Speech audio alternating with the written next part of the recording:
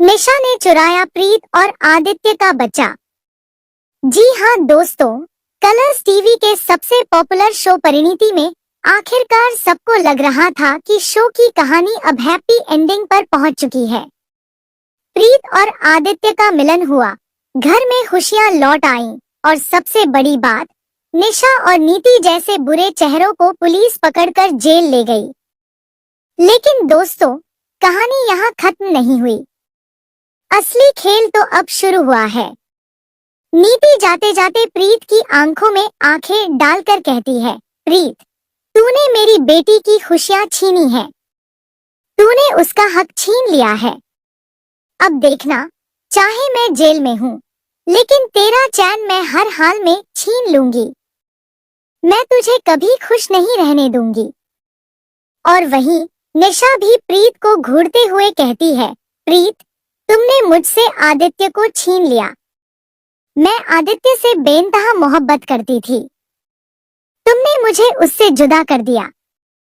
अब देखना, तुम्हें मैं चैन से जीने नहीं दूंगी। तुमसे बदला लेकर रहूंगी। तुम्हारी दुनिया उजाड़ दूंगी।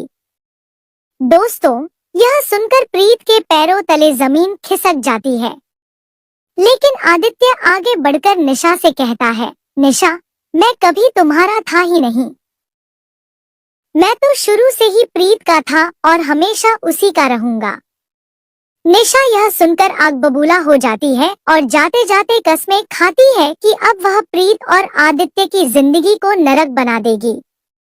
दोस्तों, यहाँ से शुरू होती है सबसे बड़ी मुसीबत। घर में जैसे ही सबको पता चलता है कि प्रीत मां बनने वाली है, पूरा परिवार खुशियों में डूब जाता है।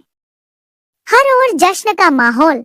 आदित्य की माँ उसे गले लगाकर कहती है कि अब घर में एक नन्हा मेहमान आने वाला है और यह परिवार की अधूरी खुशियां पूरी करेगा।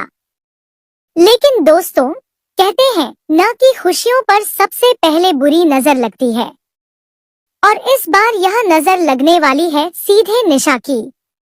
जेल से रिहा होने के बाद निशा को जैसे ही खबर मिलती है कि प्रीत ने एक नन्ही जान को जन्म दिया है, उसका खून खौल उठता है।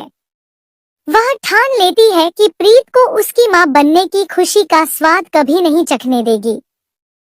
वह अस्पताल पहुंचती है। चेहरे पर मास्क, सिर पर कैप और नर्स की ड्रेस पहनकर वह खुद को पूरी तरह से नर्स के रूप में छुपा लेती है। किसी को शक तक नहीं होता। रात का समय होता है, जब सब थकेहारे नींद में होते हैं। उस वक्त निशा धीरे से कमरे में दाखिल होती है और पलकों में छिपी खौफनाक नियत के साथ पालने की ओर बढ़ती है। प्रीत सो रही होती है, बच्चे के पास ही।